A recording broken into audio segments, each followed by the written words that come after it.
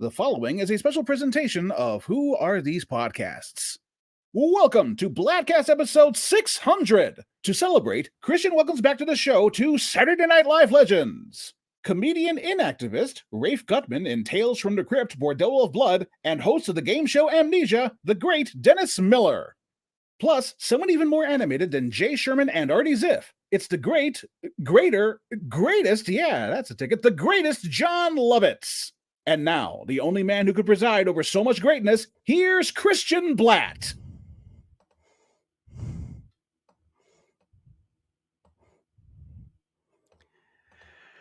Yes, indeed. Thank you to the great Farad Muhammad for our intro there. Always wonderful when he's able to help us out. And I am indeed happy to welcome back to the Bladtcast star of Bladtcast number 400, Dennis Miller, and star of Bladtcast number 500, Mr. Jon Lovitz. Hello, gentlemen. Thank you for being with us for this monumental occasion. Dennis, go ahead and start telling us what an honor it is to be here for Bladtcast 600. I'll listen. Well, I'm proud of you, Christian. Jeez, I remember years ago when you told me that you wanted to start this. I thought I should get him on his right side and hold his tongue down because, so to make it to 600 episodes. God bless you. Well, I appreciate that. And John, obviously, you taught us both everything we know. We appreciate you taking the time to be here today. You're welcome. You're welcome. John, where are you, John? At a banquet at the Desert Inn in 1963? I believe that he's right next to the salad bar at Coco's. I'm sorry. But I am in the country. That's all he's allowed to say. And, don't tell me you're replacing Maggie Smith in the Downton Abbey movie. There's Jerry. How are you, Jerry? The great Jerry Bruckheimer, of course, joining. He always wants to be on camera, and then he'll go, yeah, and then he jumps up. He's like, well, I'm just wondering who's going to show us their ass first, Jerry or Lovitz. But we'll take some side action in the chat. And our friend Johnny, Farad Muhammad. How's stand-up going, John? Well, it's good. I've been booking myself because the agent I was at, agency I seen, was bought by another agency, and then they dropped me. I used to be at CA for 11 years. Anyway, I do it myself, and actually I'm making more money than ever. And, why did they drop you? Because I don't know. They said they want arena acts. And I go, well, there's only about 10 guys. I mean, there's a lot of more people doing arenas than ever, but not out of all the hundreds of stand-ups, what, 8 are doing arenas or not? It's not like it's crazy. But I don't remember the old days, John, when the only guys doing arena were Maximus and Spartacus. Right. Well, I think Kevin Hart is a match for either of those two. So Kevin Hart, I have never seen him, but he seems to, when I see him interviewed, he seems to have that accessibility that I always thought Dane Cook had. Remember years ago, and I've met Dane Cook since, and he's kind of a convivial, pleasant guy. But I used to marvel years ago. It seems to me he was the first one. Maybe Dice Clay did a couple nights, but Dane was selling auditoriums. And there's something about being accessible to the hoi polloi or something that allows you to do that. But you're right, Christian. Now I see guys I've never heard of selling 20,000 seats. Yeah, I mean, Steve Martin, remember, was doing I think stadiums, and then he quit. And then years later, Andrew Dice Clay, and he was the only one. And he was on SNL when he was doing it. And then I started really trying to do stand-up when I was 46. The first person, though, that said I should do stand-up is Dennis. And he brought me to a club, I remember, and first time they gave him 20. He did 15 minutes. They gave him $25, and he said, all right, let's go to dinner. And I was like, that is the coolest thing I've ever seen. Now you have money to eat? We were dead broke, right? And another time he brought me, and I went up after him. They go, Jon Lovitz, yay, And then I didn't know what I was doing. 5 minutes, Jon Lovitz. And I go, oh, shit, you got to know what you're doing. But I started at the Laugh Factory, and Dane was there. He was just starting to get, really huge. And And then when he made it, he got a lot of backlash from people, not from established comics, but other guys. And I go, they're just, and he bothered him. I said, they're just jealous. He goes, I've been working at this for 16 years. But now now there's Joe Coy used to open for me. Now he's playing arenas all over the world. I know. I talked to Joe Coy and he'll say, I've talked to him like 3 times in my life. Seems like a convivial cat. He told me, I was like, what are you doing this weekend? He said, well, I've sold out the Budokan in Micronesia for 3 nights or something. It's amazing. By the way, Dennis, that's twice now you said convivial. What does that word mean? It means repetitive. No, I'm trying to mellow in my old age and refer to people as in the most positive light. Convivial means, I guess, in old language, it would be a hail fellow, well met. Well, I appreciate you both being hail fellows. Very well met, convivial. and yes, thank you, John. It's very convivial. I wanted to know if the two of you knew each other before you auditioned for SNL. Had you crossed paths, or was that the first time you guys met? No. Well, we have the same story. Well, Johnny, you go ahead and tell. All I remember is it starts on an L1011, which I don't even think is a flight that they do anymore, but it used to have that configuration of 2 seats on one side, 2 seats on the other, 5 in the middle. I got stuck with Lovitz in the middle. I felt like I was John Savage in the fucking rat cage. No, we weren't in the middle. No, but what they were, it was September of 85. And they auditioned. Lauren was coming back to Saturday Night Live. It was all of the newspapers.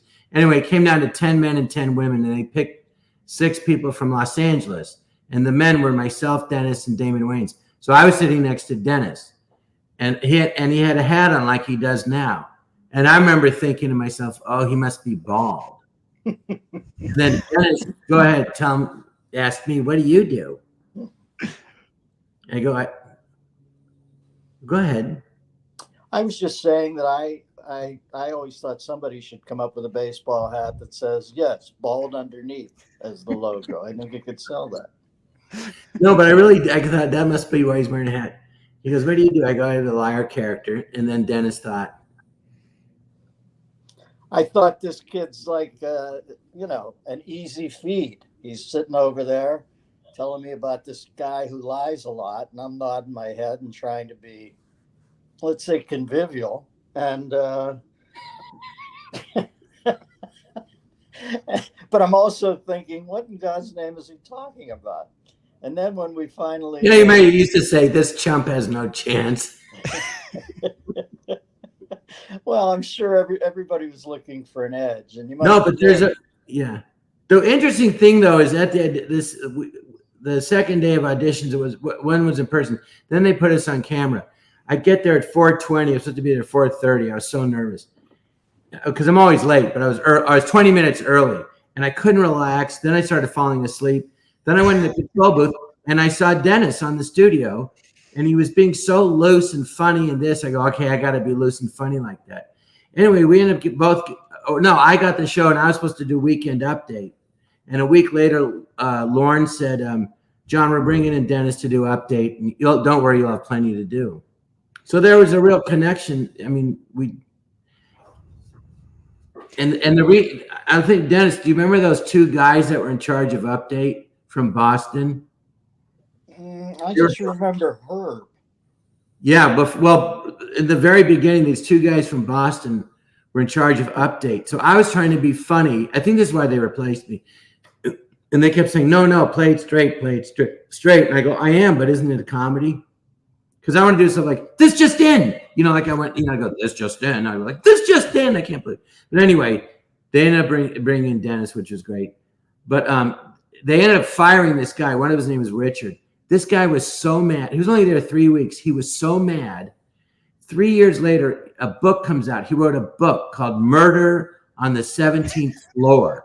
And it was about somebody murdering Lauren, a late night executive producer, and pushing him out the window of Rockefeller Center. A whole book. He was there 3 weeks. Well, John, Saturday Night Live, I always thought the stakes I just remember thinking you feel like you finally got in the Golden Kingdom, and if they take it away that quickly, that's why I always admired that Shane Gillis character. That can crush your spirit for God's sakes, and Yeah. uh, I can see the guy getting that mad, but. You think Lorne was hurt by a book called? He was orgasmic that he got that far into that kid's kitchen that he would write a book I'm, like that. I'm I sure. just, I'm sure I he just, had one of his assistants. That Spade always called the Lornettes. He said, "Can we get this signed, please? I'd love to have Murder on the 17th Floor signed here in the office." Uh, right. I remember seeing it up there. I'm like, oh my God. Let's go. I didn't so mind. He didn't want me doing updates, so I was like, fuck this guy. But Dennis, so there's that moment where you audition and you feel that it goes well, but you're like, oh, there's the cast and I'm not in it. But talk a little bit about getting that call from Lorne after you've already not gotten it, and clearly he's got something in mind for you. Well, I think it played out this way. I think John proved himself so adept at the sketches. And, listen, this will turn it into the Sammy Maudlin show. I don't want to do that. But I do think that periodically they had to put him in prosthetics. And the rock band's first set and the update was a great place to, do the Miss Jane Pittman sort of makeup or whatever that was necessary for some of John's sketch work. So he didn't really have time to do the update. And it sounds like he was at loggerheads with a kid who was in charge of it anyway. I was in Baltimore, I remember, and USA Today announced the cast, and I wasn't in it, obviously. But I was pretty steely back then when I was young. I look at it now and I imagine, I think, where did I get that spine? But back then, I just remember thinking, "Fine, I'll work harder." That was a drawing to an inside straight, trying to get SNL when you don't do characters.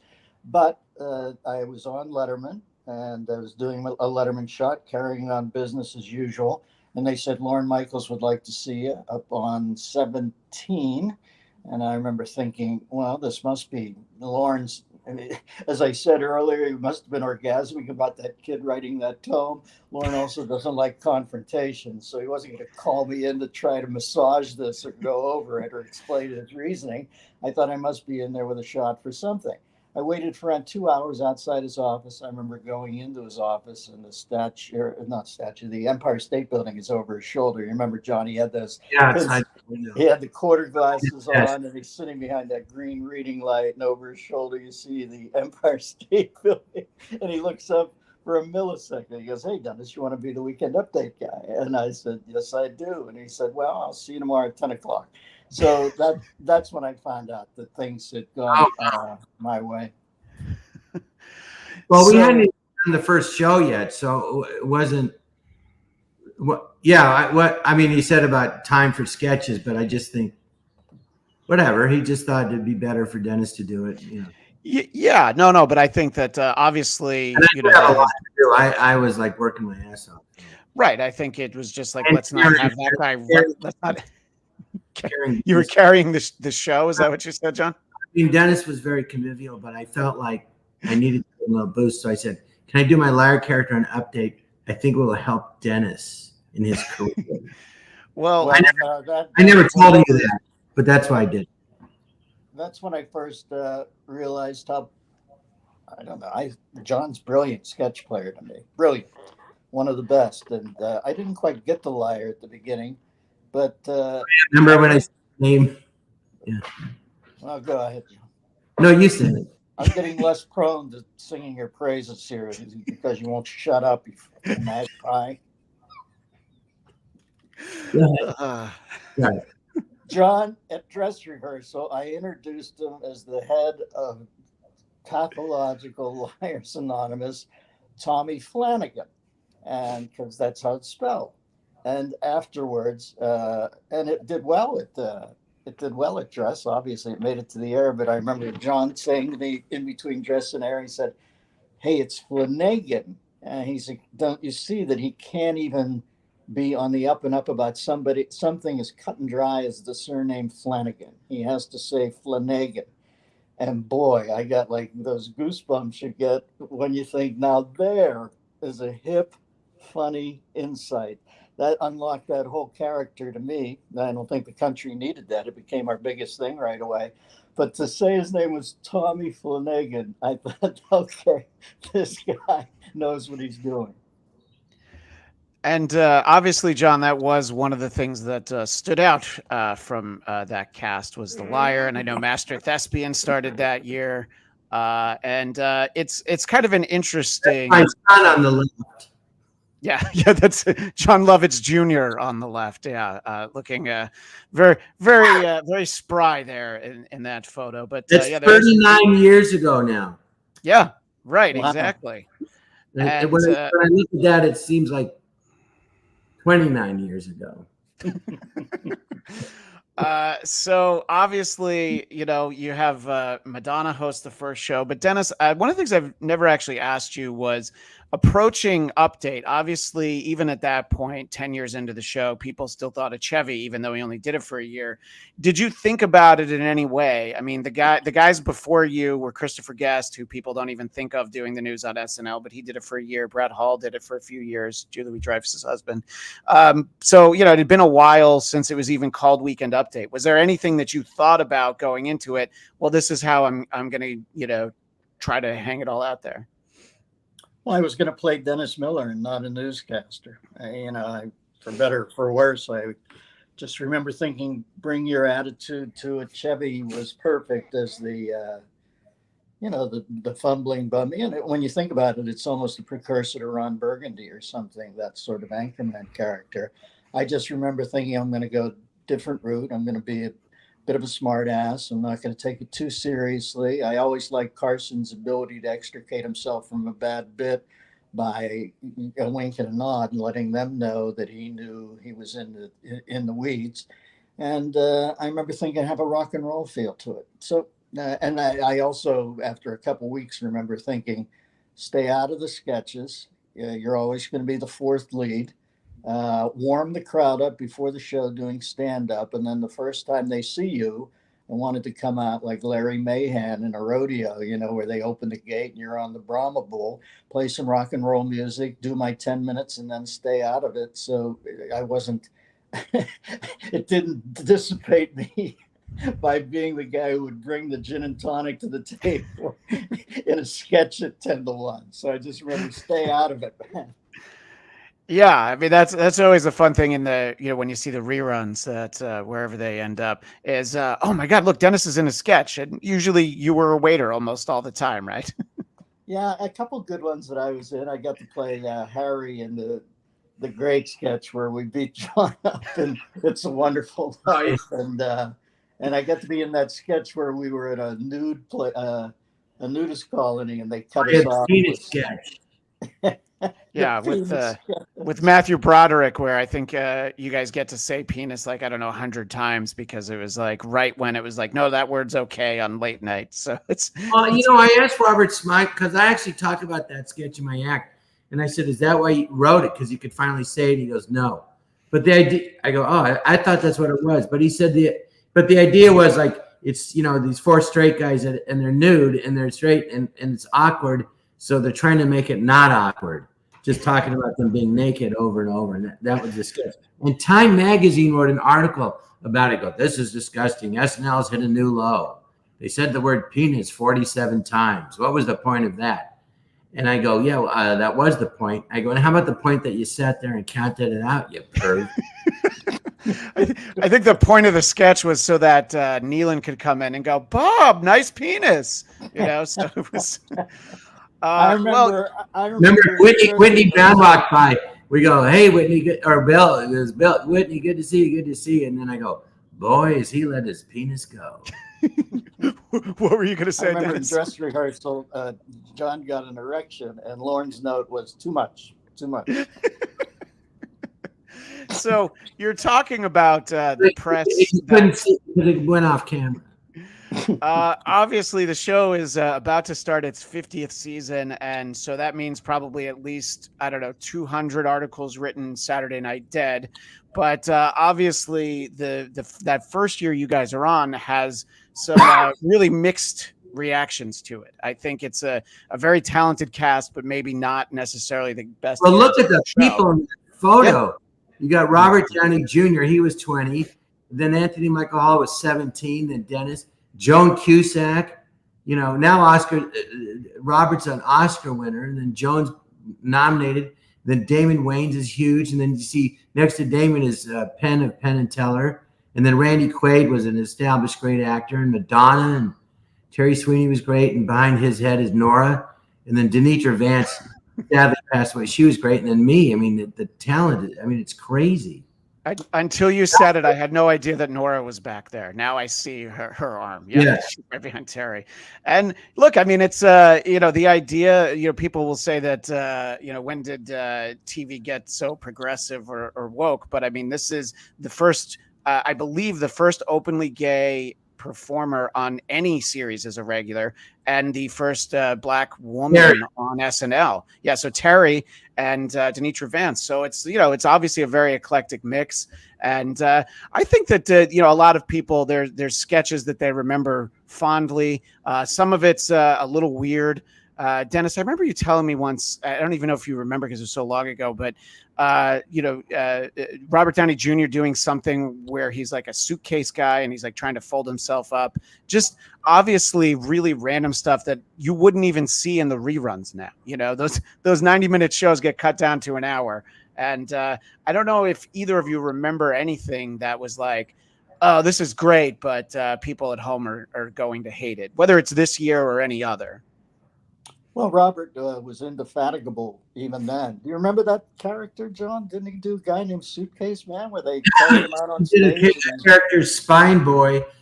It was a kid who had no spine. He used to come up to me. He goes, "Hey, I'd write these poems. You want to hear one?" I go, "Yeah." And he would do it. And he goes, "What do you think?" I go, "You're a genius. I've never heard any language like that." He was brilliant. They were all great. The problem was, I remember the 11th, we'd done 11 shows and a review came out, Saturday Night Dead and TV Guide, and they reviewed the first 3 shows. And by then the cast was gelling pretty good. And they ignored the fact that by then my Lara character, everybody was imitating it. It was huge. And the Dennis was great on Update. And it was an unfair review, I thought. And the next year, they kept Dennis and Nora and I. And I felt really weird. Like, where are those other people? It was, well, we have a comment in the chat from the great. Sorry, John. My friend Eric is saying, so glad Lauren saved you from the fire, John, at the end of that season. And, there is sort of that infamous sketch where the building's on fire. And I remember. Well, it's for the audience, John. Well, what happened was the show is so slammed in the press that they said, let's just go after ourselves. So they wrote that sketch where it was Angelica Houston was the host, and Billy Martin was like the Yankees manager was like a featured guest on the show. So the sketch was Billy was mad that he wasn't in the show more, so he sets fire to the studio. So then, by the way, that tracks. That sounds like something Billy would do. Listen, let me tell you, I remember hanging with Billy Martin there. And they always said he was angry in this. He was the nicest, quietest, sweetest man. He was so nice. Nothing like what you heard.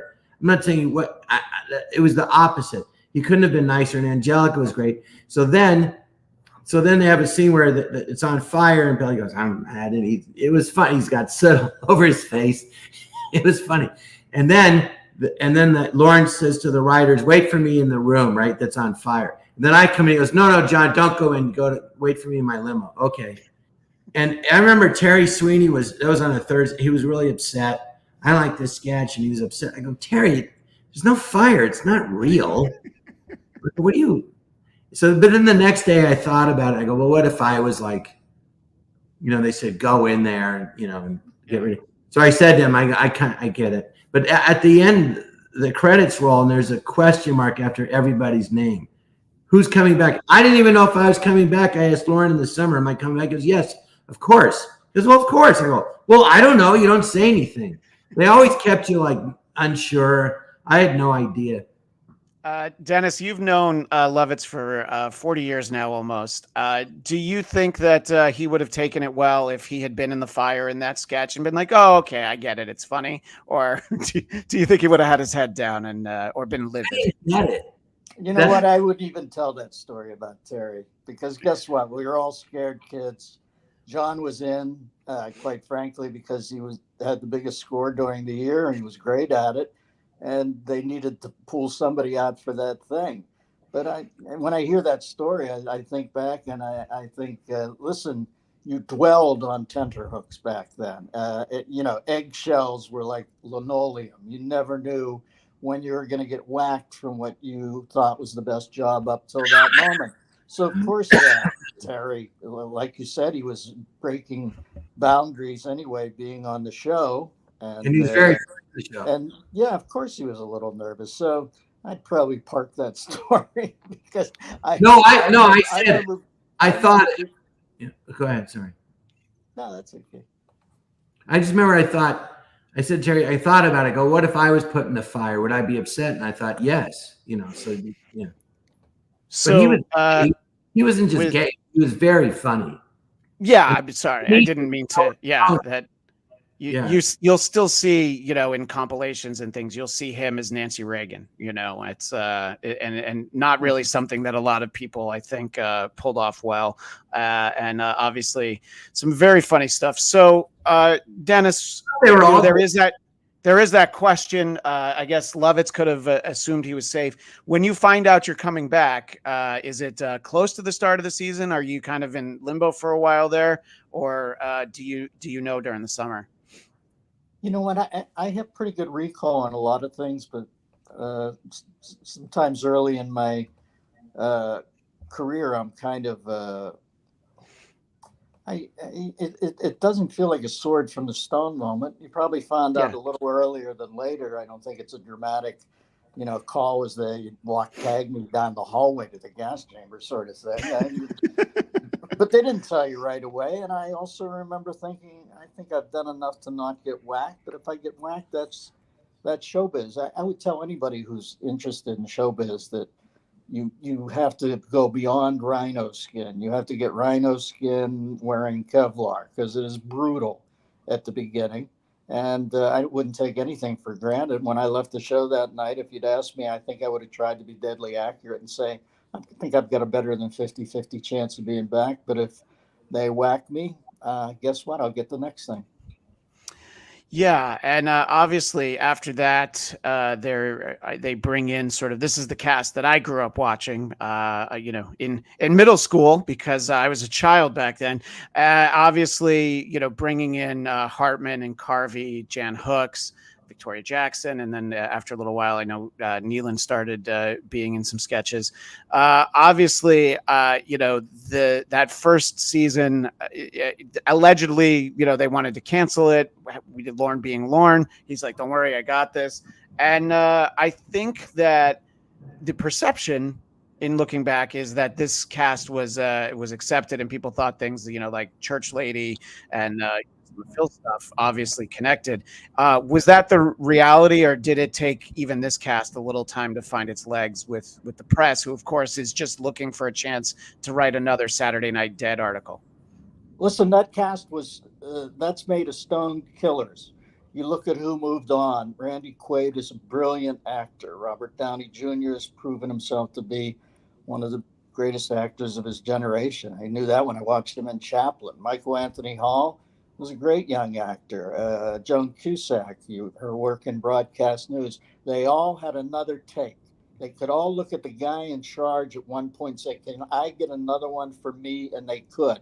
That didn't work. You have to have your cat's paws backed over the abyss on Saturday Night Live, or you're going to get killed. Dana Carvey was a stone killer. Phil Hartman was the greatest of greats at the Groundlings, the glue guy, the Danny Aykroyd who held it all together.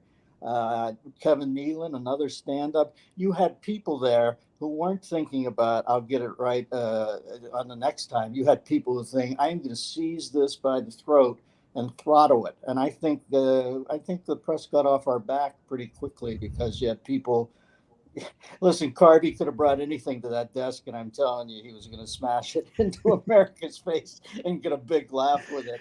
That old man character, I used to tease him about it.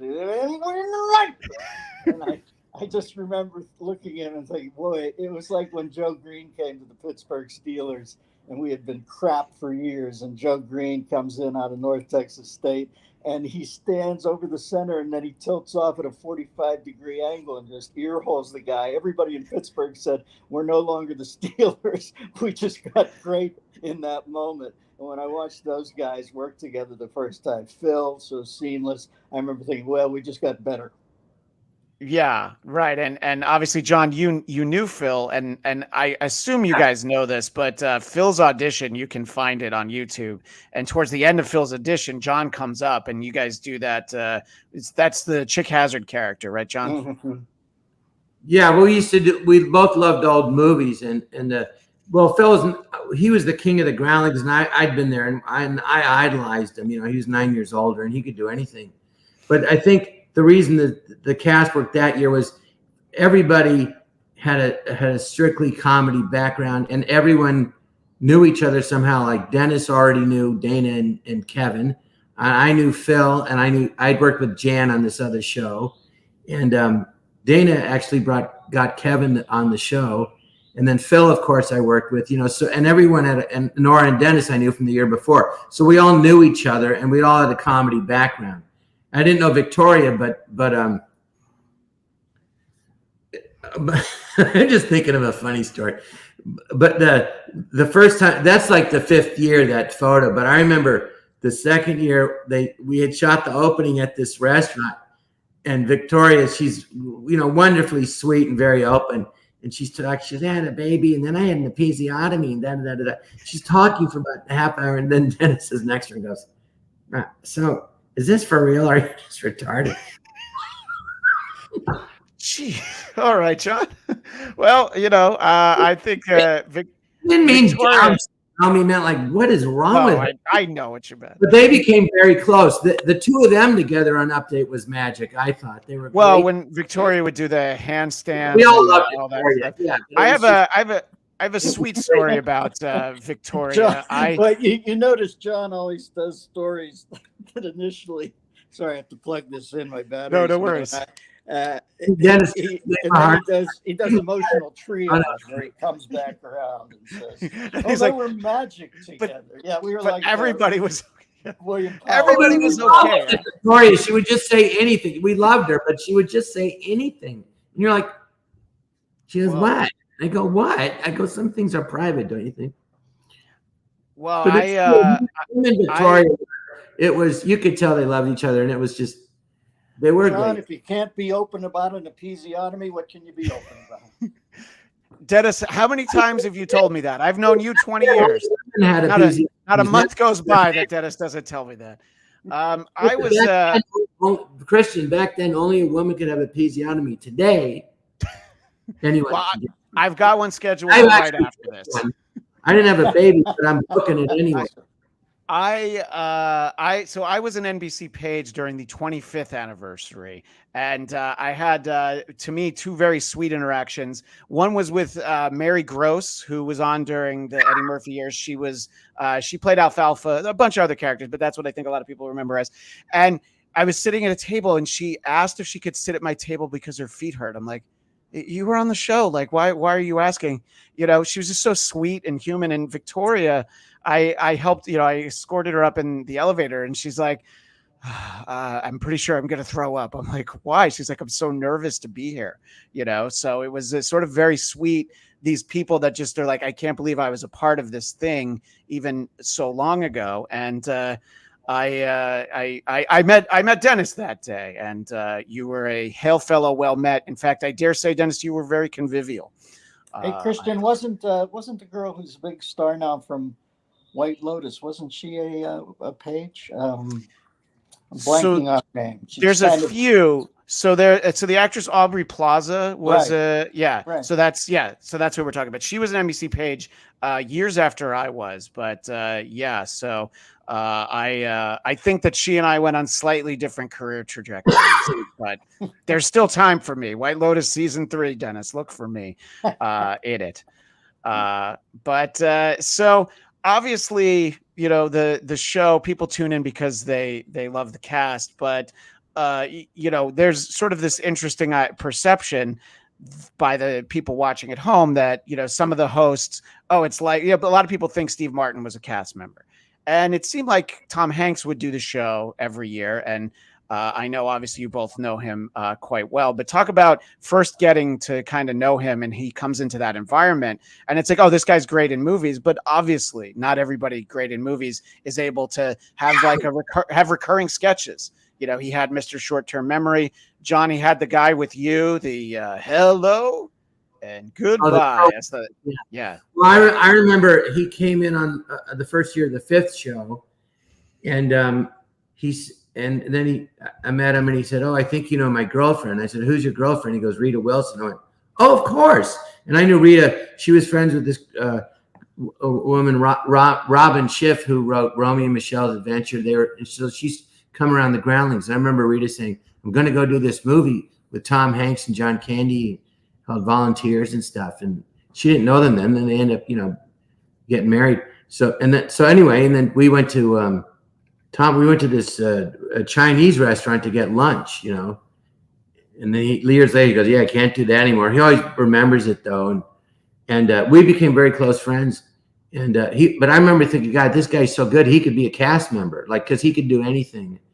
And I think one of the best things he did was when I played Dukakis and Dana was George Bush, and we had the debate, and Tom played Peter Jennings. Oh, it was just everybody in that sketch, and it was great, hilarious. And Kevin was Sam Donaldson, he was hilarious, and Jen Hooks was Diane Sawyer, and she's just like flirt with the way she played it was hysterical. She's like, "Huh? Well, I have a question." It was hilarious. So, Dennis, as somebody who didn't get to really usually be in the sketches, my understanding, and correct me if I'm wrong, you did get to do one thing with Hanks on the show, which was when Carvey came out as you on Update, and then Hanks came out as a third you, and you guys sang a Christmas Carol together. Obviously you knew him, but I don't think you got to do a lot on the show with Hanks. The thing I remember about Tom is before he even started, and he was a movie star at that point, but the old show where he played in drag, was Some Like It Hot on TV. I remember watching that before I knew his name and thinking, wow, this guy. I'd never met a guy that fearless and not in an arrogant way. There's been great improv artists in the history of the world. I'm reading a book about Elaine May now, and Mike Nichols, obviously, probably the best. I thought Rick Overton was an amazing guy. Robin could think on his feet. But I'd have to say the most fearless, and like I said, and not in a classic Second City Del Close improv way, but just a guy who would step out and with nothing and never. If you had something on his pulse, it wouldn't go up a bit. It was Hanks, and he was perfectly suited for that show. Obviously, he could have been one of the all-time greats there. But I remember him in that stand-up movie years ago. He was Punchline, yeah, too. Yeah, he's just he's a natural. He has no fear and a lot of heart, and that's an intoxicating brew for the American public. Punchline's a movie that I'll use as an example about just the way Hollywood is, because that movie came out in 1987 and Sally Field played his girlfriend. And then 7 years later in Forrest Gump, she plays his mother. So, that's just the way that it's like, well, you've aged out of a girlfriend mode, Flying Nun. But, it's just kind of look at that. I look at that as she got hired for two great parts. Oh, absolutely. Totally. All this misassumption that show business is going to right all wrongs. It's a force multiplier. Showbiz takes whatever ails you and puts it into hyperspace. It's like when the stars blur with Chewbacca and Harrison Ford. So I'm sure Sally must look back and think 2 great parts within 7 years and 2 Oscars. So we're not even talking about Smokey and the Bandit. So yeah, obviously she's got plenty to. I would like. There was a sketch though, because Dennis, he goes, I want to be more sketches. I go, you got to hang out. So, but he was like, you can tell the story, Dennis. But he wrote this sketch, and he's kind of like, I'll just write the most ridiculous sketch ever, and then they did it. He was like, well, I don't remember. I really don't remember. I'm not trying to be precious, ever wanting to be in too many sketches, but I do remember saying to Dana one day, you know what? That 10 to 1 hour is such it's what do they call it now? 4-wall theater or a box theater in Manhattan where they get up and do experimental stuff. A black box theater where all the walls are black. Yeah. I said, I bet you I can get something ridiculous on at 10 to 1 if we act like it matters. Or there's a frisson there where you have to cut the difference between thinking it matters and it doesn't matter at all. And if you hit that sweet spot, you can get something weird on. And I wrote a sketch about 3 French clowns searching for water with divining rods called Coco, Michou, and LeBay. And it was just so weird that it got on at 10 to 1, and then it did a second one. But that was more or less not an active search for me to come out with a Coco, Michou, and LeBay line of bobbleheads. No. Rather, some in-house bet with Carvey that I thought I could get something really weird on if we made it weird enough. But if it was also, I remember it was kind of making fun of the show itself and sketchy. It was hilarious because it was kind of an inside. I mean, one time Dana wrote a sketch and there was no chance it was going to be on the show, and so it was called Funny Little Poopy Head. The whole point of it was because Warren would read all the stage directions of the sketches. So the whole point of the sketch was to make Lauren say Funny Little Poopy Head like over and over. Yeah. And it's like, Funny Little Poopy Head goes in the show. Funny Little Poopy Head. And I'm like crying because I knew that he did it. These days on his show, Seth Meyers occasionally will do something called Second Chance Theater, where he'll have on people who were on SNL when he was, and they'll do sketches that died in dress or maybe never made it. Are there any? And I know it's been a long time since you guys were on, but are there any that still stick with you? Of like, I don't know why this didn't work. I would have loved to have seen it get a shot, on the air. If any come to mind, because obviously the dress rehearsals being important, but once Jonathan Groff, the then head writer of Conan, said that sometimes we have to take into consideration that just because 198 tourists didn't think something was funny doesn't mean it's not funny. So was there anything in your Rolodex, just thinking back of like, I don't know why this never even got on the show for people to decide? John, I would assume for you, it's a sketch that you were in. That there was 2 of them, but I mean, as far as look at the show, there was kind of, to me, an extreme arrogance of the writers where you do have dress rehearsal and there'd be a sketch and 350 random people are watching it. Most of them are watching it on TV monitors because they can't see it because the way the stage is set up, and the thing would just be silent. And then Jim Downey, who I love, goes, they'll get it at home. I go, so then they would put it on the show, silence, But there was one, that's why I don't agree with that. But there was one, I had 2. One was Conan made fun of it. I wasn't trying to get a catchphrase, but all my characters were arrogant idiots, which I'm sure you mean you. So anyway, so I did a sketch where, it was the richest man in the world, Mr. Canby, but he was just an idiot. And then I go, well, goodbye. I'm going off on safari. Goodbye, everybody. Goodbye. And then I come back. What do we do while you're gone? I go, I don't know. Bye, Kit Kat. All right. Goodbye, everybody. Goodbye. So then I'd leave. And then Phil Hartman was like, can you believe we work for this idiot? And he goes, yeah, bye, Kit Kat. And Whitney's like, I know. What a moron. Then the phone rings and Phil's like, hello? What? Oh, you're kidding. What? Kit Kat just went up 300 million. So then we come back. Hello, everybody. I forgot my wallet. And he goes, Mr. Camby, Kit Kat just went up $300 million. I go, well, you see, buy what you love and you can't go wrong. Well, goodbye, everybody, goodbye. So anyway, you can't just say goodbye, everybody, goodbye. And then the next year, there's Spade doing his character on the airline. Bye-bye, bye-bye, bye-bye. I'm like, oh, hello. And then there was another one I wrote called Oh My God. Charlton Heston in every movie at some point, he'd go, oh my God. I wrote a sketch. Actually, I did at the Groundlings with Tim Stack about two guys in World War II, how they end up in the front line. They tell the story. And then first time I did it with Phil, and I tell this whole story. They go, how did I end up in the war? Grimsby, and I tell the story.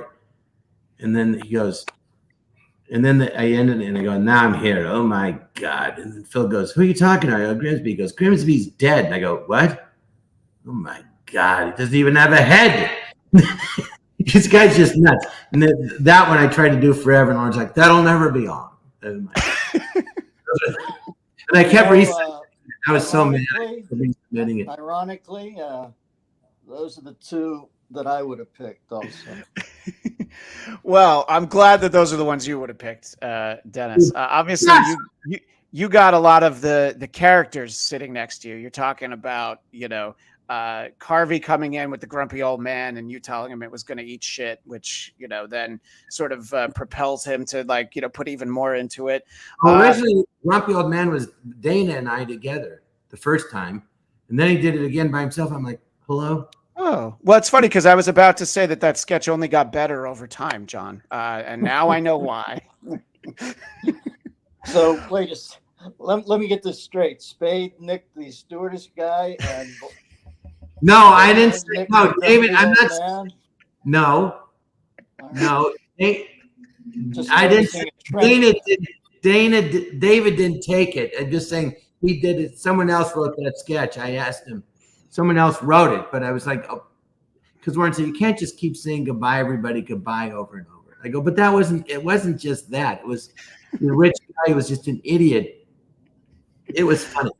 I ended up sticking the phrase, and I did this character, Tales of Ribaldry. Hello, I'm Evelyn Quince, and welcome to Tales of Ribaldry.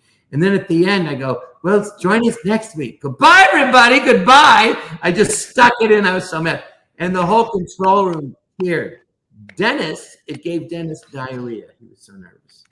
Well, obviously, how's that not going to happen on a show night?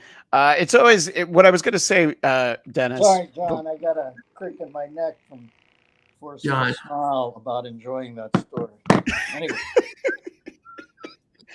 So obviously, you sit there and people come on, John doing Tommy Flanagan the first time, and you have, all the newer cast members would be trying things out on updates sometimes. And, so there's, Sandler would have his sort of, weird esoteric thing that has worked out fairly well for him.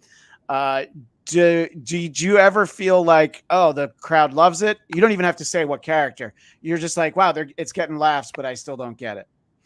No, you know what? I was a good employee. I felt very lucky to have that desk. I always thought, you're not even co-anchoring this, for God's sakes. Be a good soldier. Try to serve whoever's sitting next to you. I think the only time I didn't quite understand anything, it might have been due to an awkward handoff between the older regime and the newer regime, in that Don Novella, who I remember as a good guy, he did Father Guido Sarducci, and sometimes that thing needed a slow rollout, and sometimes you had like 10 minutes and 7 minutes of it was that. I remember early on thinking, I think the pace we're doing this at, that needs to be a little shorter. But even then, I think I zipped it and said, hey, it's not your show. Just shut up and serve the anchor desk. Try to score a couple times. But by and large, whenever anybody sat down there, I was trying to.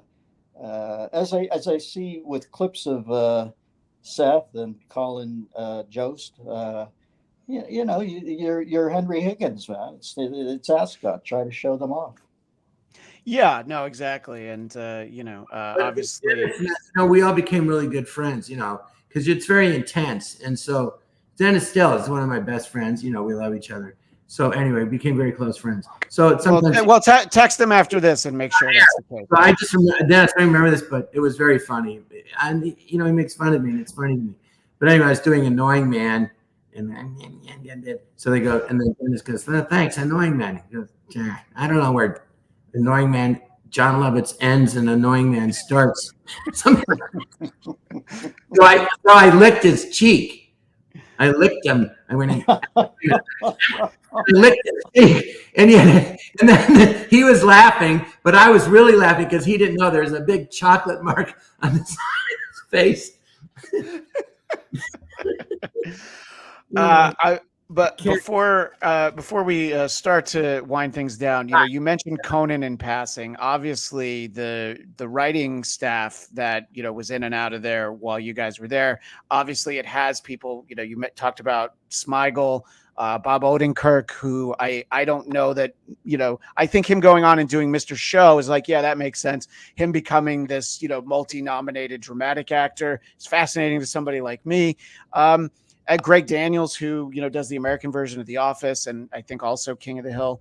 So, Dennis, did you have much collaboration with the writers, or was it just like, were they handing in update jokes at all? Or because later on, when I was an intern, the writers all had to so like when Colin Quinn was the anchor, I guess the writers all had to turn in like 10. Was it set up in that way at all, or were you really on your own island, Dennis?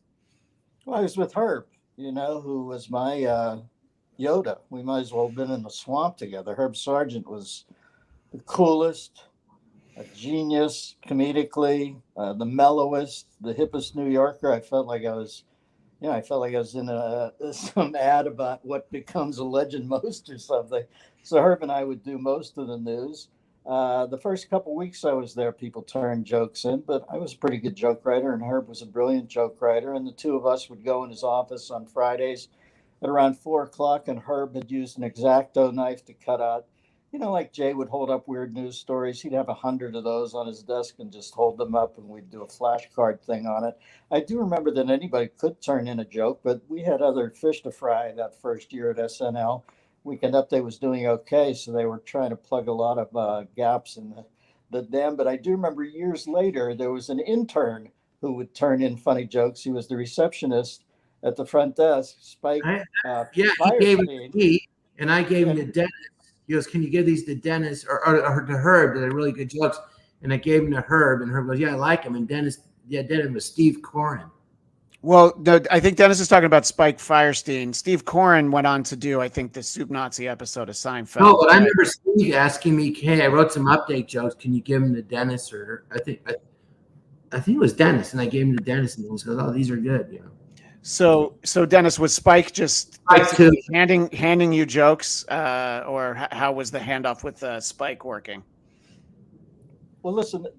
The guy who wrote the Soup Nazi episode, I don't know who Steve Coren is, but it's Spike Firestein.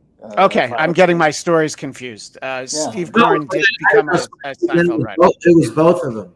Okay, so that's my mistake. But he was a Seinfeld writer. But yeah, you're right. Spike Firestein must have written that. I'll always say nice things about Colin Quinn, who when he took over Update when I was there as an intern, and I started submitting jokes, and he would talk to me in the elevator, like, every week he would tell me, like, these are what we need jokes for. Do you got anything? He was very encouraging, and he knew my name because the submissions like had your name at the top of it. So I appreciated, he didn't have to even look twice at me, and maybe some people in that cast didn't, but that's all right. That's a story for another show. So, the idea that, I wrote this joke and it's on the show, obviously, Spike Firestein going. Yeah. Well, Colin's a mensch. I would say this about Saturday Night Live. While it was a wicked gladiator camp in many ways, I think, and like I said, maybe I'm, as I get older, I reflect more on the good side of things. I think mostly everybody I met there, and there's a couple pricks, but where isn't that in the world? And I don't even mean cast. I just mean some hosts, who seemed a little standoffish and that. But by and large, I remember it being a great group of people. I remember we had Kenny Among and Audrey Dickman and Lorne and Herb and the cast members. It was a great group of people, and we were all pulling on a very the drummer was quick in the galley shift that day because we were pulling our ass off on those oars to get it out every week. But I look back on it, I just feel blessed. I think I can't believe I ever ended up on SNL, and I can't believe that I had 6 years there. I look back and think it seems like a fairy tale, but very blessed and thankful. Did you go into that last year, that 6th year, going like, okay, this is probably going to be it, or is it just something that you started to feel as it went along, or was it not that calculated to just decide, all right, it's time to move on? Well, I know because of Daryl Hammond and Kevin and some other people, the timeline stretched out. But at that point, it was around 6 years, and I do remember I was looking to get a good deal somewhere. I don't want to sound like an avaricious creature, but I wasn't going to do many movies, and I just remember thinking I should look for an opportunity to cash out. Sounds too bland, but you have to look for the next thing. So I just remember thinking I might keep my ears pricked up here for the next thing. And I do remember, here's the essence of SNL on my last show. I said to Lauren, Lauren, due to the nature of my job, I've never said live from New York, it's Saturday night. And he said, really? And I said, yeah. And he said, well, would you like to for the last show? And I said, sure, and I'd love to. So it's a thing about me and Lauren standing at the craft service table. He says, last show, huh? And I go, yeah. And he said, we recreate the conversation. I said, I always wanted to say live from New York, it's Saturday night. And then he goes, oh, well, go ahead. And I turned to the camera and I go, live from New York, it's Saturday night. And then they hold on the shot. And Lauren says, you good? And I said, yeah. And he looks at the camera and says, live from New York. It's Saturday night. And that is the distilled core of Saturday Night Live is, in the moment and then taking it down a peg. Yeah, well, you're just lucky that he didn't have Julia Sweeney and Pat Getup just tackle you and push you out of the way before you could say it. So it's John. I know that I've talked to you enough about when Dennis left. I remember that show, and this was not Dennis at all. But they called me. Brad Graves, our manager, goes, "Oh, there's going to be a joke on the show tonight." Lauren said they just so they know they love you, right? I go, well, what are they going to say? He goes, I don't know, but it's just a joke. I go, all right. Well, they kept inviting me back. I'd left the 5th year, and they kept inviting me back. The 6th year, every time I was in New York, can you come on the show? So I kept coming on. So there's Dennis going, well, you're going to leave. Dennis goes, you leave. Lauren goes, you're really leaving? Yeah. And he goes, then Lauren goes, you're not going to keep coming back like Lovitz, are you? It's pathetic. And I'm like, well, yes, I would say that's why they had you get the heads up. It's like we're going to make a joke about you. Yeah, but it didn't get a laugh. Well, that's the moral of that story. They eat their own. It was just silent, no laughs. Yeah. Well, yeah, but I mean, a year after Dennis left, they had Carvey doing the Cooking with Dennis Miller. So obviously, yeah, that was also kind of low. Yeah, it was fun. Yeah, well, yeah. It's just the nature of the show. I like that you both look back on the time fondly, and obviously, yeah, like Dennis, I feel lucky I was on. The whole time I was on the show, I couldn't even say. They go, "What are you doing?" Oh, I'm on Saturday Night Live. I couldn't say it. The day I left, then right after I left, I go, "Oh, I was on Saturday Night Live." I still can't believe I was on it. Same. Yeah, and I mean, there's all the Dennis. Go ahead, John. Sorry. Well, he probably doesn't remember this, but he used to come into my office all the time crying, help me, help me, help me. All right, here's what we're going to do. He probably has no memory of that, did you? Probably not, but obviously all the on-camera stuff. But I know, Dennis, you've talked about, just like, hanging out with Bowie or being at things, you're at an event and, oh, look, there's multiple Beatles here, just stuff like that. That's probably harder to, grab onto than like, oh, I'm in a TV studio, I'm getting laughs, I'm, doing a job. I would assume that a young kid with a dream out of Pittsburgh. Some of that must have been a little surreal at first. Just some of those interactions of like, Well, people like comedians. People like comedians. It's listen, if anybody's ever seen my wife, you know how far a sense of humor can take you, because I'm in way over my. What do they say? I outkicked my coverage. SNL was a meeting place for every. Due to Lorne, you know, Lorne's a great. Has a great sense of salon, probably unmatched, you know, and he knew everybody. Everybody would saunter through that place. Occasionally, he'd brush up against them, and you remembered that there's a lot of rockers who dig comedians. You know what I mean? It's just funny that way. Now, earlier you were talking about Tim Stack, John. Believe it or not, I am due at the golf course to play 9 holes with Mr. Tim Stack. So do you have anything you want me to tell him when I run into him? What was the sketch again, so I can surprise him and bring it up? Oh, there was he was. I got in the groundlings. He had already done it, and he put me into it. He added me. It was just the 2 guys in the front line. How'd I end up in the war, in World War II? I forget the name, but he'll remember. When I shank my drive on one, I'm going to look over at him and go, "Oh my God!" Yeah. Well, Dennis, what Christian you said, and Dennis remembers. So our first year, one time Lauren goes, or Jerry Hall hosted Mick Jagger's girlfriend. He goes, "Go explain to Mick how you do the liar." And I'm on the 17th. I go down to the studio and I'm talking to him, and this is just surreal. This is an inside joke between a friend of mine. Now I'm telling Mick Jagger about this joke I did. Anyway, and a year later, we get a call. Jerry Hall called. She wanted to invite you, Dennis, and Nora to their house. And so a year and a half later, so we go, "Where's Nora?" "I don't know." So Dennis, we go, let's go. So we go over there. And we're talking. We're in Mick Jagger's living room, and he goes, "Oh, I've got a new album. Want to hear it?" And I'm like, "Jerry, show me around." But they were sitting on the couch across, and above their head was a mirror. And I remember Dennis and I looking at each other, going. And I went outside. I go, "Hey, Dennis, remember when we looked at each other in the mirror?" I go, "Were you thinking what I was thinking?" He goes, "Yeah. Like a year and a half ago, we're dead broke, and now we're in Mick Jagger's living room." I remember the guy on the couch next to us was Sid Bass. You know it was like an eclectic crew. You and I are sitting there in for members only jackets, and I remember Sid Bass was turned out in some sort of tuxedo, and it was a surreal thing. Hang on to your hat when you get it, and we did, and everybody got out for the most part unscarred. Well, Dennis, I'm going to let you go in a minute. Boys. Christian, yeah, I'm proud of you, buddy. 600 episodes. Absolutely. We appreciate it. And everybody always asks how you doing. And I always say that I'll see you a few times a year. And I got this tweet wanting to know, is Skeeter still good? And I said my understanding was that Skeeter was indeed good. And we've got about 1,300 people watching us live, which we appreciate. Thank you, Dennis. And I love you, John. Yeah. I'll talk to you soon. Hey, Dennis. Okay. Tell Tim hi.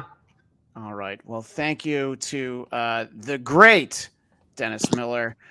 We appreciate him being on with us. Now the show can begin for real, John. Let the show begin. We did get some people in the chat. Principled Insert, and he says, "I love Dennis and John, but now that Dennis is gone, we'll just says I love John." And we did get some super chats. The Quadfather saying, "Amazing cast assembled, Blatt. I can't say enough about how great all of you are." But again, Dennis is gone, so I guess the Quad is only talking to us. Thanks for all the years of entertainment, guys. Here's one from Ireland. My friend Adam Hughesy, the H-Man Hughes, wants to know, John, I don't know if either of you have won acting awards, but I was wondering if either of you have an Oscar hanging between your legs. He specifies, how big are your pieces?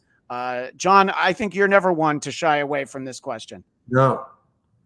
I don't know, honestly, if I'm big down there or not. I do know I was standing next to a horse the other day, completely nude, and the horse said, "Damn." So there's that. This one in the chat, Lovitz wanted to know if you're at a Chili's. No, it's a Chili's to go, one of the ones in the airport. I'll read through some more. Oh, I should have told Dennis this while he was still on. I didn't know he had a tea time. They want Christian and Dennis to bring back their podcast. Well, John, we have more than 1,300 people watching. Dennis doesn't really do much on social media, but you're still out there. And let people know where they can find you, and keep tabs on all things in the Lovitz verse. Well, I'm on Twitter at Real Jon Lovitz, and then on Instagram it's John Jwin lower slash Lovitz. Yeah, and that's where I am. Right, exactly. Yes, John _Lovitz on Instagram. I just underscore. Yes, that's all right.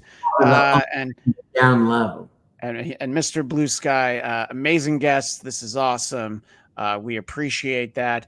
John, you recently, obviously, people always remember you as a great, but I appreciated the fact that you were able to remind everyone how great you are recently when George Santos was in the news. All of a sudden, it's like, well, there's only one person we can call for thoughts on George Santos, and that would, of course, be Tommy Flanagan. I think you were on Howard, and you were also on with Fallon, right? Right, on the Tonight Show. And now that I think of it, I should have just done my liar character as him when I was on the Tonight Show. I thought about it. I go, what was I thinking? It's like, well, how am I going to play it? Because I'm thinking I got to try to imitate him somehow or whatever. And the funniest thing, though, after I did on the Tonight Show, and they'd also done it on Saturday Night Live and somewhere else, I think on Jimmy Kimmel, and George Santos tweeted about it. And these guys need to step up their game. And, Jon Lovitz is a legend, but he was horrible, and I'm like, well, coming from you, it's a compliment. But the funny thing is the guy it was all about how he lies. It was nothing about him copying to the fact that he's just a pathological liar. He was just more upset about the way he was portrayed, but not the fact that everyone said he's just a balls out liar. Yeah, he's like, that part. And that's, he's. Yeah, he felt like that part was the given, John. No, he never said he lied. He would never admit it. Talking about the fact that you were on Howard as that, did you obviously the studio that Howard was in isn't as close as it is now. Like now, Sirius is at 30 Rock, so a lot of the current cast members kind of duck in there. Some of the hosts. Was that a show that you did regularly, the Howard Stern show, while you were still in New York, or even after the fact? No, he actually, when I was on SNL, he used to make fun of me all the time on his show. Oh. He goes, you should go on, and then he'll stop. I go, fuck him. I don't know the guy anything. But actually, then years later, I met him at a gym. We talked about it, and he was very different than he is on air. Back then, anyway. Back then, he was very, he'd say anything and go after you and say anything. And then in person, he was really humble and shy and extremely nice. And then he asked me to go on then. I said, yeah, but you're going to ask me about this and this. And I can't talk. He goes, yeah, you're right. I would. I go, yeah, I can.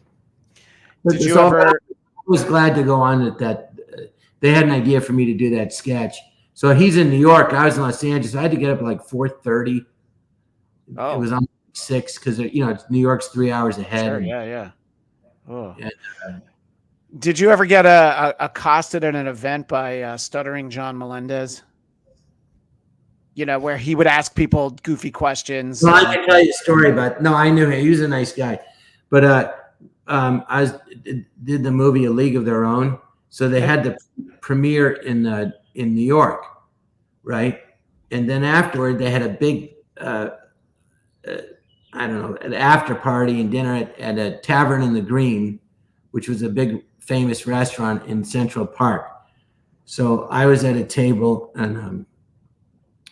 and I was sitting with next to Regis Philbin, and I think Robert De Niro's there. So Regis Philbin, who I'd met him a bunch before, but anyway, he was a very nice man and really funny. So he goes, John, You're great in the movie. You're a big star now. Look, John, there's Robert De Niro. Don't look. I'll look for you. You're a big star. He was just being really funny. I'm crying out. Anyway, so about after half an hour, Regis leaves, and I see Stuttering John walk up to Regis and ask him something. They go, and also Regis goes, God damn it, get the fuck away from me, God damn it. He just exploded in anger, right? So I'm like, what happened? So I went up to Stuttering John. I go, what did you say to him? What did you ask him? He goes, I asked him if he had a big penis. That's something that a man should be proud of. But also Regis as a New York guy and somebody that, Howard used to goof on not just Regis, but also Kathy Lee so much that probably anytime that Regis went anywhere, they're Stuttering John with a microphone, So he's like, get the fuck away from me at this point. So. But I was crying. It was very funny. Do you keep tabs on SNL at all? Do you watch it every once in a while? If something, I still watch it. Mostly, I watch. If I'm at home, I watch. Usually, I'm doing from Saturday I'm working, but otherwise, I'll watch it and stuff. Well, I've lived out in LA for 20 years, and at some point in the last 8 years, they started airing it at 8:30 our time when it's live in New York. I'm like, Yeah. I'm like, now I can watch it again. I couldn't stay up till 1 a.m. Not with. Well, they used to only watch it at 11:30, and then if there's anything, the censors say cut this or cut this. Yeah. And then it would air it, across the country in their time zone at 11:30. And I remember my very first show, and it was I was so nervous. I go, oh God, the whole country's watching this, and I go, oh no. It's 3 hours later in California. Okay, that cuts out 10 million. But now it's literally airing across the entire nation at the same time. So they can't do anything. So if there's mistakes or errors, that's it, right? Yeah. Yeah, for the rebroadcast, sometimes they'll drop out the audio or they'll switch out the dress rehearsal version for the sketch. The actress Jenny Slate, who was only on for 1 year, she's gone on to pretty good, decent, good acclaim, good success, and she said "fuck" on the air in her first show. It just slipped out, and obviously most of the country didn't see that, but you have the live audience. And you have guys like Charles Rocket swore on the air. But did you ever come close? Did you ever almost get one out? Not intentionally, I mean. Not intentionally. Yeah, I said shit. Oh. But it was Francis Ford Coppola was George Wendt was the host, and it goes directed by Francis Ford Coppola, right? So there was a war scene. And so we're in the ditch shooting, and I'm getting really into it. I'm shooting, and I go, and I'm bullocking, like shit, and because I was so into it, I didn't mean to, but I knew Charles Rocket. It was tragic. He was a very nice guy, and I asked him about that incident, and he said I didn't know because he goes I didn't know we were back on because after the last sketch, everybody they go come onto the stage and say your good nights and bow, She goes, so I was up there, and someone goes, wait, and he goes, I was just talking to somebody, going, who the fuck who killed him, And he goes, I didn't realize we were on. He didn't do it on purpose, He was a very nice guy. Right. Yeah. And I mean, I think a lot of people know him as a, character actor.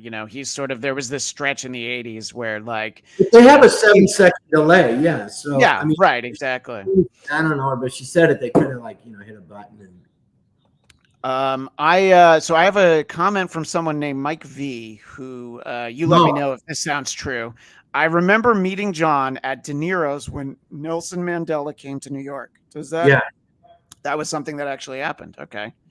Yeah, it was Nelson Mandela. Yeah, and I got invited to hear him speak, and I think it was at Robert De Niro's restaurant. It was in Tribeca, and so I got invited to go. So I went, and Nelson Mandela.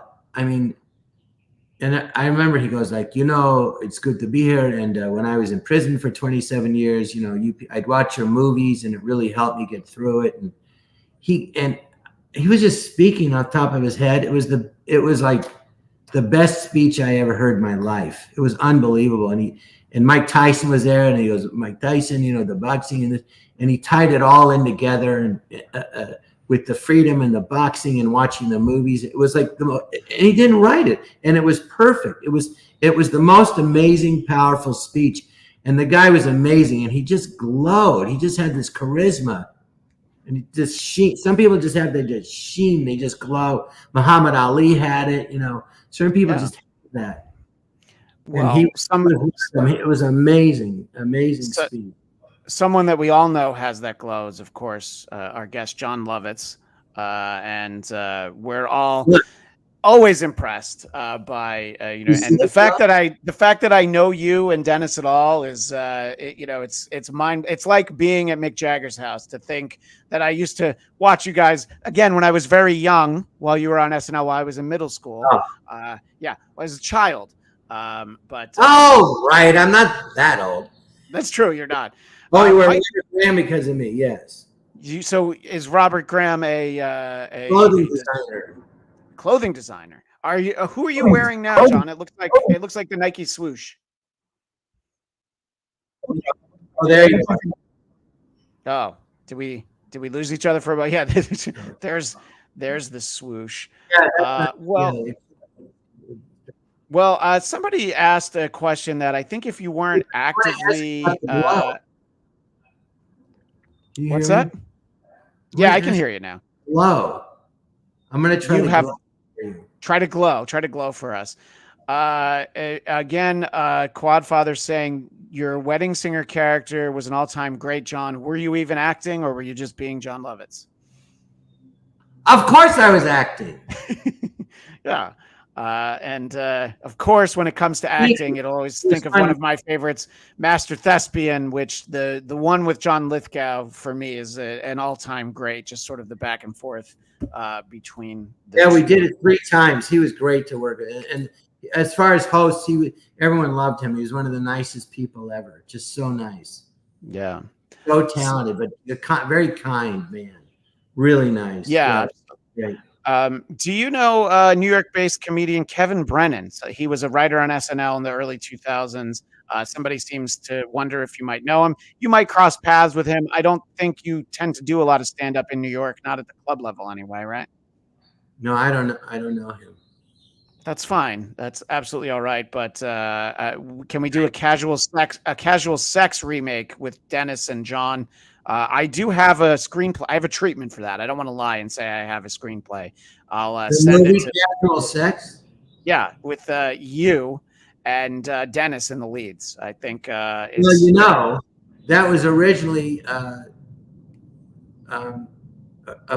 musical play at the Groundlings Theater, and it was a big hit. And then Judy Toll and Wendy Goldman wrote the movie, and Andrew Dice Clay was in the movie, kind of playing the part in a way that I had. But anyway, they wrote that movie. But then by then, sadly, AIDS was everywhere. So because of that, they wrote the movie was Casual Sex with a question mark. Oh, yeah. The punctuation, I guess, goes a long way.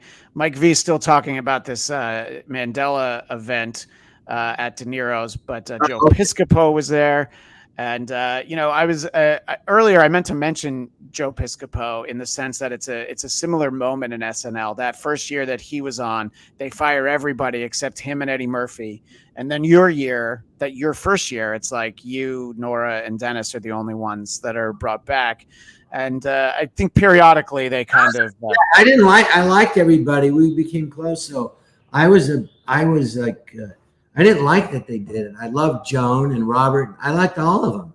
Denitra, I didn't think it was fair. They're all so talented, Yeah, and look, I think just it comes down to the fact to be on the show, of course. And, Yeah, but obviously, some people it's just not the right fit. I mean, Ben Stiller was there for a couple weeks while you and Dennis were on. 5 or 6 weeks. Yeah. Yeah, and Janine Garofalo was on for a year, which she had a good run in movies. She was always a great stand-up, but it just, I don't know. I guess just sometimes what happened was Janine in the press said, "Yeah, they're bringing me on to save the show." Oh, well, you know what? That's a problem. Even read that, was livid and said that's it. So they kind of tortured her. Yeah. I think even if you think that's for your inside voice, John. I feel like you would know the difference between those things. This is what my inside voice is saying. Does he see the glow yet? Jesus. Oh my God, the glow is there. You know what? It's only fair that here. Okay, now we let everybody see the glow. Well, Jon _Lovitz on Instagram, real Jon Lovitz on Twitter and X. We've got 1,500 people watching right now, John. What would you like to say to them?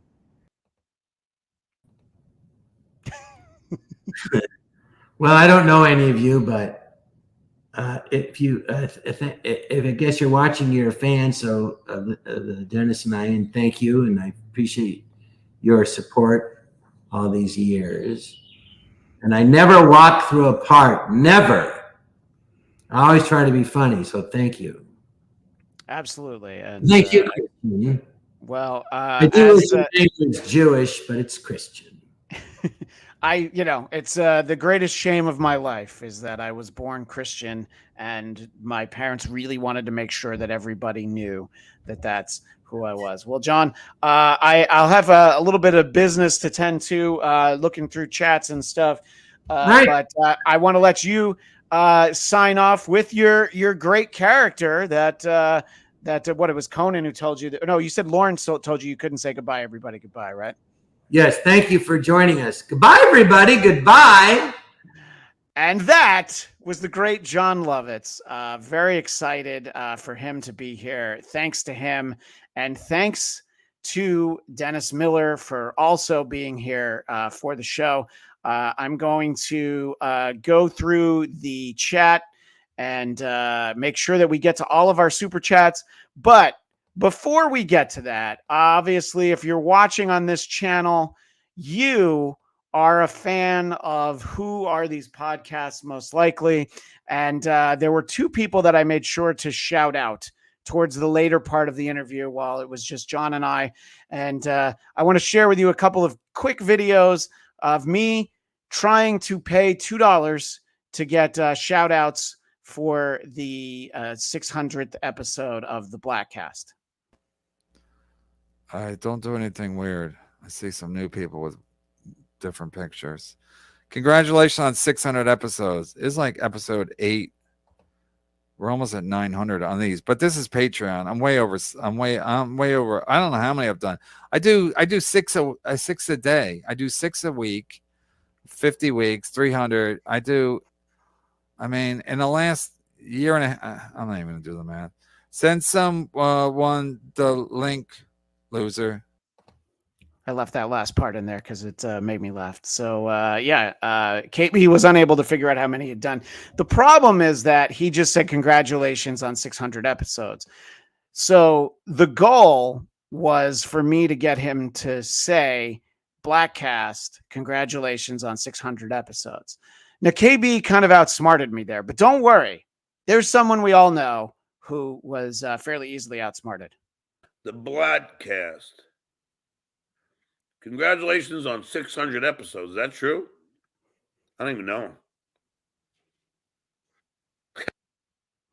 So I wanted to get some more of those. I really wanted a Helga and Lisa congratulating us, but they do the show at like 4 a.m. my time. So perhaps for a future episode. Before we get out of here, I do want to make sure that I get through all the super chats. And Reverend Shitstain, Powerful Pooper, here late, missed it. Can you do it again? Thanks. For you, Reverend Shitstain, let me pull Dennis off the green. Let me get Lovitz back on. We'll do it again. Or here's a thought, Reverend Shitstain. You could actually just watch it after the fact, and that would be easy to do. So I am going to go through the super chats because I want to make sure that nobody gets missed out. So the Quad Father, amazing cast assemble, Blad. I can't say enough about how great you all are. Thanks for the years of entertainment, guys. I did read that one during the show. Husey asked about their pieces, and Eric Connor led to the conversation about the fire. And Quad, I don't think I showed this one while Dennis was still on. I will make sure he knows what a fanboy you are. And Husey, I'm not going to lie. I saw this one, but I thought it was a little mean. And I also don't know that they would understand it.